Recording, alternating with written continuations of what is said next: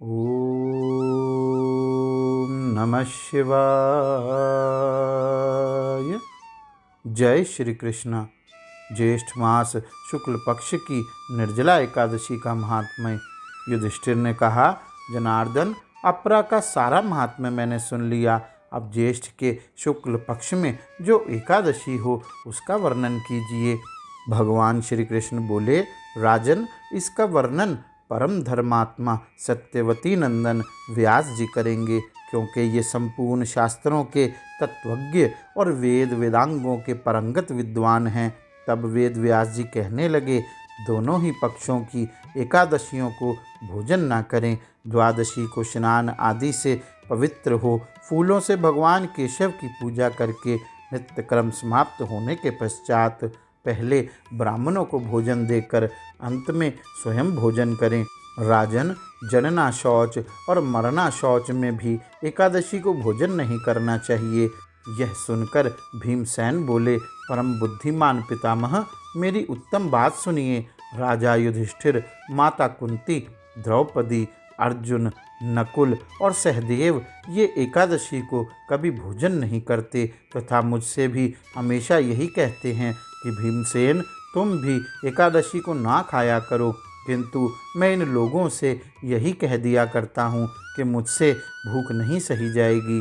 भीमसेन की बात सुनकर व्यास जी ने कहा, यदि तुम्हें स्वर्गलोक की प्राप्ति अभिष्ट है और नरक को दूषित समझते हो तो दोनों पक्षों की एकादशी को भोजन ना करना। भीमसेन बोले, महाबुद्धिमान पितामह, मैं आपके सामने सच्ची बात कहता हूँ।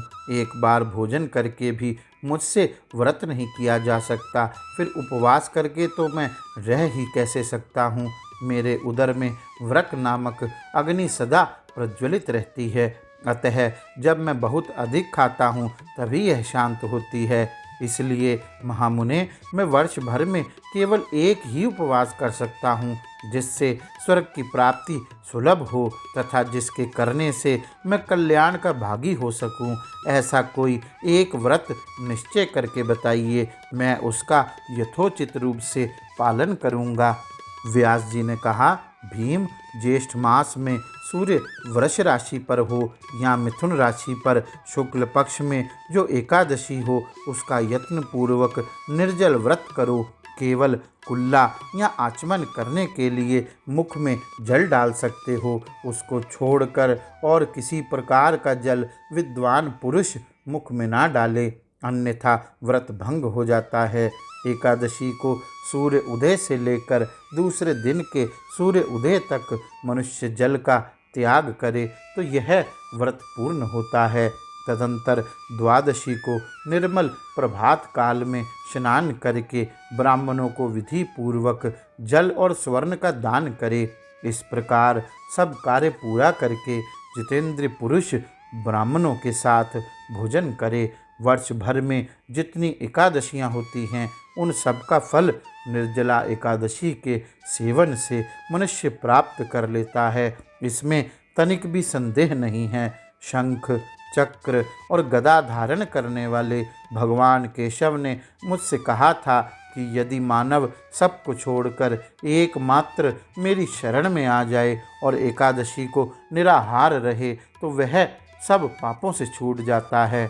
एकादशी व्रत करने वाले पुरुष के पास विशाल काय, विकराल आकृति और काले रंग वाले दंड पाशधारी भयंकर यमदूत नहीं जाते। अंतकाल में पीताम्बरधारी सौम्य स्वभाव वाले, हाथ में सुदर्शन धारण करने वाले और मन के समान वेगशाली विष्णुदूत आकर इस वैष्णव पुरुष को भगवान विष्णु के धाम ले जाते हैं। अतः निर्जला एकादशी को पूर्ण यत्न करके उपवास करना चाहिए। तुम भी सब पापों की शांति के लिए यत्न के साथ उपवास और श्रीहरि का पूजन करो। स्त्री हो या पुरुष, यदि उसने मेरु पर्वत के बराबर भी महान पाप किया हो तो वह सब एकादशी के प्रभाव से भस्म हो जाता है। जो मनुष्य उस दिन जल के नियम का पालन करता है वह पुण्य का भागी होता है। उसे एक एक पहर में कोटि कोटि स्वर्ण मुद्रा दान करने का फल प्राप्त होता सुना गया है। मनुष्य निर्जला एकादशी के दिन स्नान, दान, जप, होम आदि जो कुछ भी करता है वह सब अक्षय होता है। यह भगवान श्री कृष्ण का कथन है। निर्जला एकादशी को विधि पूर्वक उत्तम रीति से उपवास करके मानव वैष्णव पद को प्राप्त कर लेता है। जो मनुष्य एकादशी के दिन अन्न खाता है वह पाप भोजन करता है। इस लोक में वह चंडाल के समान है और मरने पर दुर्गति को प्राप्त होता है। जो ज्येष्ठ के शुक्ल पक्ष में एकादशी को उपवास करके दान देंगे वे परम पद को प्राप्त होंगे। जिन्होंने एकादशी को उपवास किया है वे ब्रह्म हत्यारे, शराबी, चोर तथा गुरुद्रोही होने पर भी सब पातकों से मुक्त हो जाते हैं। कुंती नंदन, निर्जला एकादशी के दिन श्रद्धालु स्त्री पुरुष के लिए जो विशेष दान और कर्तव्य विहित हैं उसे सुनो। उस दिन जल में शयन करने वाले भगवान विष्णु का पूजन और जलमयी धेनु का दान करना चाहिए अथवा प्रत्यक्ष धेनु या धृतमयी धेनु का दान उचित है। पर्याप्त दक्षिणा और भांति भांति के मिष्ठानों द्वारा यत्नपूर्वक ब्राह्मणों को संतुष्ट करना चाहिए। ऐसा करने से ब्राह्मण अवश्य संतुष्ट होते हैं और उनके संतुष्ट होने पर श्री हरि मोक्ष प्रदान करते हैं। जिन्होंने शम, दम और दान में प्रवृत्त हो श्री हरि की पूजा और रात्रि में जागरण करते हुए इस निर्जला एकादशी का व्रत किया है, उन्होंने अपने साथ ही बीती हुई 100 पीढ़ियों को और आने वाली 100 पीढ़ियों को भगवान वासुदेव के परम धाम में पहुंचा दिया है। निर्जला एकादशी के दिन अन्न, वस्त्र, गौ, जल, शैया, सुंदर आसन, कमंडलू तथा छाता दान करने चाहिए।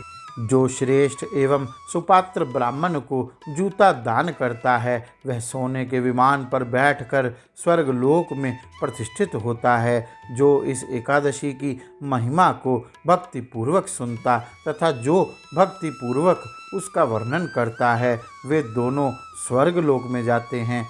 चतुर्दशी युक्त अमावस्या को सूर्य ग्रहण के समय श्राद्ध करके मनुष्य जिस फल को प्राप्त करता है वही इसके श्रवण से भी प्राप्त होता है। पहले दंत धावन करके यह नियम लेना चाहिए कि मैं भगवान केशव की प्रसन्नता के लिए एकादशी को निराहार रहकर आचमन के सिवा दूसरे जल का भी त्याग करूँगा। द्वादशी को देव देवेश्वर भगवान विष्णु का पूजन करना चाहिए। गंध, धूप, पुष्प और सुंदर वस्त्र से विधि पूर्वक पूजन करके जल का घड़ा संकल्प करते हुए निम्नांकित मंत्र का उच्चारण करें। देव देव ऋषिकेश संसारार्णवतारक उदकुंभ प्रदानेन नय माम परमाम गतिम। संसार सागर से तारने वाले देव देव ऋषिकेश, इस जल के घड़े का दान करने से आप मुझे परम गति की प्राप्ति कराइए। भीमसेन, ज्येष्ठ मास में शुक्ल पक्ष की जो शुभ एकादशी होती है उसका निर्जल व्रत करना चाहिए तथा उस दिन श्रेष्ठ ब्राह्मणों को शक्कर के साथ जल के घड़े दान करने चाहिए। ऐसा करने से मनुष्य भगवान विष्णु के समीप पहुंचकर आनंद का अनुभव करता है। तत्पश्चात द्वादशी को ब्राह्मण भोजन कराने के बाद स्वयं भोजन करे। जो इस प्रकार पूर्ण रूप से पाप नाशिनी एकादशी का व्रत करता है वह सब पापों से मुक्त हो अनामय पद को प्राप्त होता है। यह सुनकर भीमसेन ने भी इस शुभ एकादशी का व्रत आरंभ कर दिया। तब से यह लोक में पांडव द्वादशी के नाम से विख्यात हुई। गौरी शंकर भगवान की जय। जय श्री कृष्ण।